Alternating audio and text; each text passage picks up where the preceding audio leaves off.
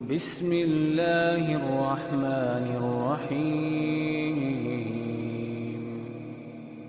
آپ میرے بہت ہی محترم بھائی اور بزرگ ہیں، ایک مشورہ دیجیے مجھے، کیا ہم آئندہ سے خطبہ ہی 1 بجے شروع کیا کریں؟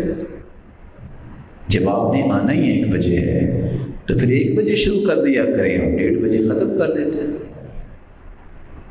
شریعت کا مزاج سمجھیے، خطبہ جمعہ اس کا ہوتا ہے، حدیث میں آتا ہے کہ جو فرشتے ثواب لکھ رہے ہوتے ہیں، اس کو اونٹ کا ثواب، اس کو گائے کی قربانی کا ثواب، اس کو مینڈے کی قربانی کا ثواب، اس کو مرغی کی قربانی کا ثواب، اس کو انڈے کا ثواب، یہ سارے ثواب لکھنے والے فرشتے جو دروازوں پہ کھڑے ہوتے ہیں، جب خطیب خطبہ شروع کرتا ہے طوت الملائکۃ الصحف، فرشتے اپنے رجسٹر بند کر دیتے ہیں اور وہ بھی بیٹھ کے خطبہ جو ہے سنتے ہیں۔ سچ بتائیے، شاید ٹیکنالوجی کا دور ہے تو جو خطبہ شروع ہونے کے بعد آتے ہیں، میرے معزز مکرم محترم تھکے ہوئے ہیں، میرا جی چاہتا ان کو میں دباؤں، اس لیے جلدی نہیں نہ پہنچے، وہ اپنا نام فرشتوں کو کیسے لکھواتے ہیں؟ میل کرتے ہیں، ٹویٹ کرتے ہیں، یا کوئی ڈاک کے ذریعے بھجواتے ہیں؟ کیسے کرتے ہیں؟